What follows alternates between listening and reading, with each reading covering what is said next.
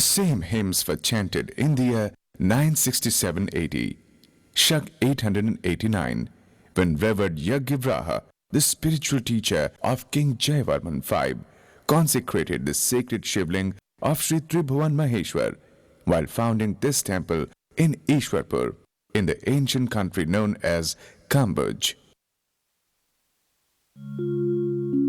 Om Namah Shivaya, Om Namah Shivaya, Om Namah Shivaya. The prayer invoked the lordship called Sri Tribhuvan Maheshwar, the great lord of three worlds, and the goddess Parvati as Shiv and Shakti, that is, the universal consciousness and the cosmic energy. The whole of Southeast Asia was swept by the wave of Indianization beginning from the 1st century AD. The Khmers of Kambuj became one of the most powerful and evolved societies. The local genius, combined with the basic principles of Indian civilization in the fields of religion, art, and culture, gave rise to the world's most beautiful temples between the 9th and the 13th centuries. But somewhere in the early 15th century, the continuity of Khmer history was broken when, due to frequent external invasions, Siem Reap, comprising the main Angkor temples, was abandoned as the capital by the Khmers. Today, the temple of Sri Tribhuvan Maheshwar is known as Banteay Srei and is located near Siem Reap River, about 25 kilometers northeast of the famous Angkor group of temples in the Siem Reap province of Cambodia.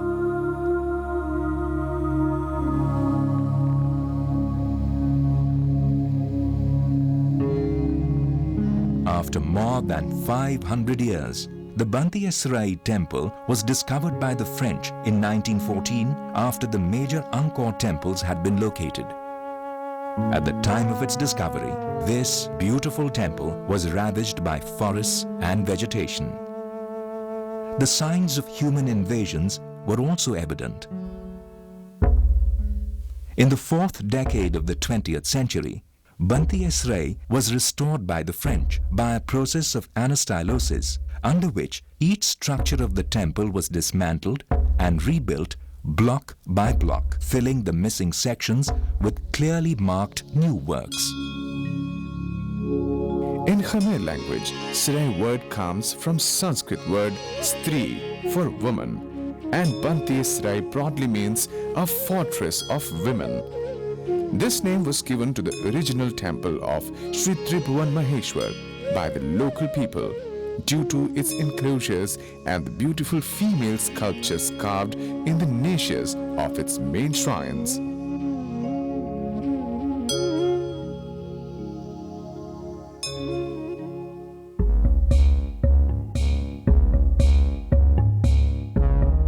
The Banteay Srei temple is rectangular in plan, and its general layout is simple and similar to other contemporary Khmer temples.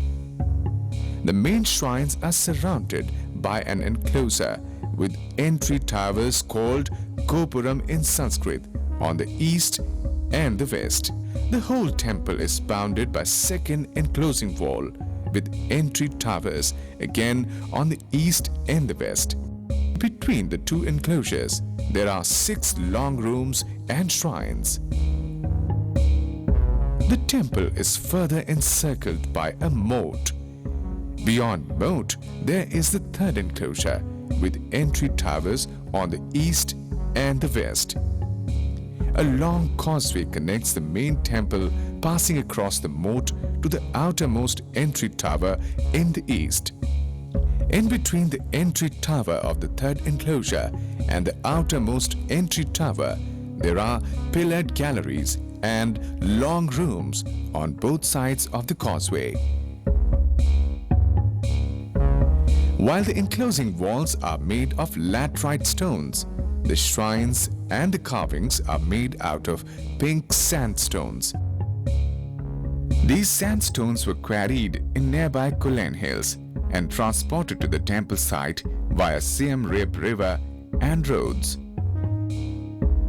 The outermost entry tower of Banteay Srei temple, which is also fourth from the main shrines, is located in the east, the direction of rising sun, considered to be auspicious to Hindu shrines. On the door pediment of this entry tower, which is fourth from the main shrines, is depicted Srei Indra on his mount three-headed elephant Airavat. Indra is one of the main gods of directions ruling east. He is also the god of rains and has been one of the most popular deities among Khmers. He has usually adorned the frontons of many temples as if the Khmers started their worship by paying homage to Indra. Below Indra is shown Kal, the mythological being considered to be guardian of the door. The Kal serves as a protector for the temple and is placed above the doorways. The legend says that to satiate his voracious appetite, the Kal asked Lord Shiv for a victim. Out of anger, the Lord Shiv asked the Kal to devour himself. Kal obeyed and devoured his own body except the head. When Lord Shiv found the Kal obeying his order, he placed Kal's head on the doors of the temples as a protector. The Kal has a bulb-like eyes, a human or a lion nose, and claw-like hands. Beautifully carved in pink stone, the whole pediment itself is one of the finest pieces of art. It is in the easternmost entry tower that the inscription of the year 967 AD relating to the foundation of this temple of Sri Tribhuvan Maheshwar was discovered. And from this inscription, written in Sanskrit and ancient Khmer, that we come to know that this temple in the year 967 AD, Shak 889, was founded by a Brahmin named Yagyavrah, assisted by his brother named Vishnu Kumar. The construction of the temple was initiated during the reign of King of Kambuj, Rajendra Varman II, and completed during the reign of his son, King Jaivarman V.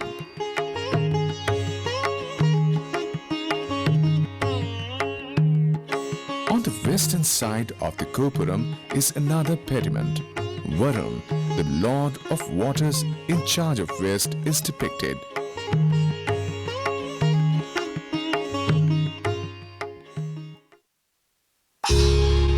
The Lord Shiv, to whom the Banteay Srei temple is dedicated, is a Mahayogi, the great ascetic, and his devotees are ascetics observing penances called Tapasvi and Yogi in Sanskrit.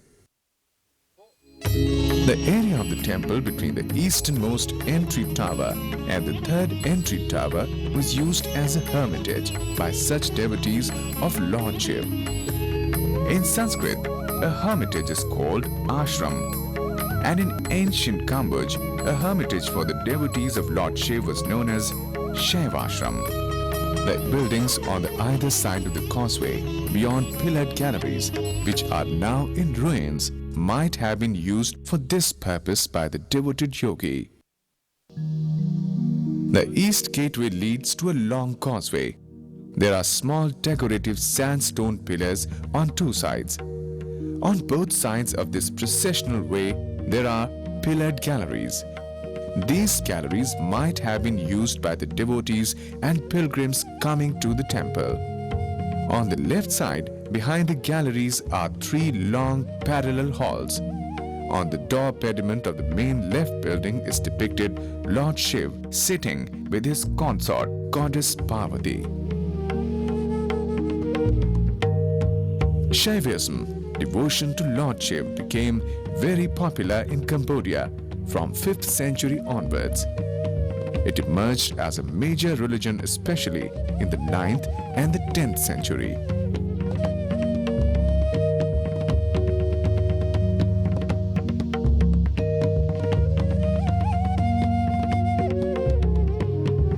The Khmers regarded Lord Shiv as a benevolent deity, another creator. King Yashovarman, the ancestor of King Jaivarman V, during his reign in the 9th century, along with other hermitages, established Shaivashrams across the country for the devotion of Lord Shiv. He made elaborate rules and regulations for the management of these hermitages. The people engaged in the management of the temple, the guests, pilgrims, teachers, all were supposed to observe discipline of a high order. The intention was to achieve the ultimate purpose of human life, the attainment of liberation, merging back in the universal consciousness. And the liberation being the most difficult of all human enterprises to achieve, its path was equally difficult, to be realized only by pure will and penance, which these hermitages promoted and nurtured. Besides its founder, the first inscription of the temple gives us ample information about the contemporary kings, the rules and regulations guiding management of the temple and life within it, and above all, about the sacred and pious environment full of devotion that prevailed in the temple. It says that Yagyavara, the spiritual teacher of that Jayavarman V, the king of Kambuj, who had won over the king of Champa, who was brave like Devraj Indra, was disciplined and benevolent. He was also the initiator of Shaivism, the devotion to Lord Shiv. Yagyavara was the son of a Brahmin Damodar, who was a reciter of Ved, the sacred Hindu scriptures. The management of the temple was put under his supervision. There were many people, males and females, engaged in the caretaking of the temple all around it, inside and outside. There were villages around the temple.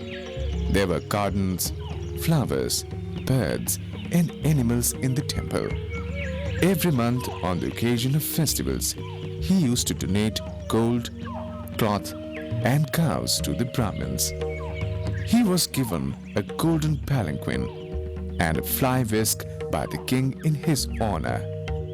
The inscription further describes that the guests and pilgrims were honored in the temple. The head of the temple was supposed to honor all the guests and offer them food. Yagyavara used to provide medicines to the sick and knowledge to the disillusioned. His house always used to be full of orphans, blinds, old and needy people seeking help from him. Yagyavara established many hermitages and excavated water tanks in the temples and consecrated many sacred shivling in them, including one in a shrine at a place known as Lingapur. On the right side of the causeway, beyond pillared galleries, there is only one building. On the door pediment of the right building is depicted a story from Sri Bhagavad Puran. When the king Hiranyakashipu, who after a boon from Lord Brahma became a tyrant and started doing injustice, the Lord Vishnu incarnated himself as a half lion and half man called Narsingh and killed him to restore the order.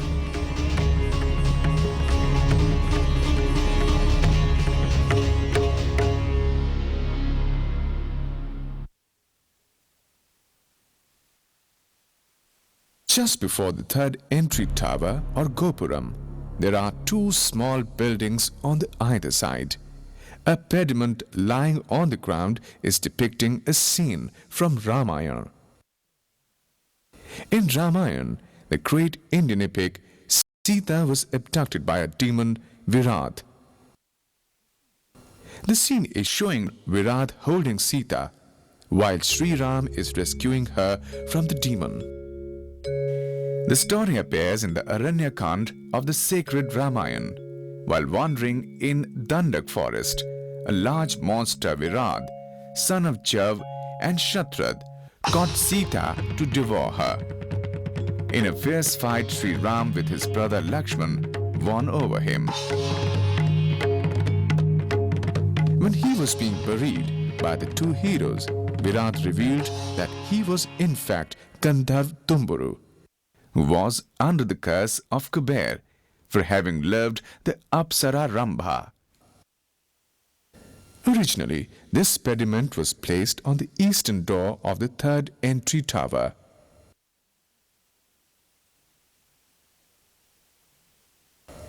On the western door of the same entry tower was another pediment, which is now lying in the museum in Paris. The story from Mahabharata is carved on it. In order to put an end to the upheaval caused by two demons named Sund and Upsund, the god created an Apsara, a celestial beauty, Tilottama, and sent her with a mission to create rivalry between the two demons.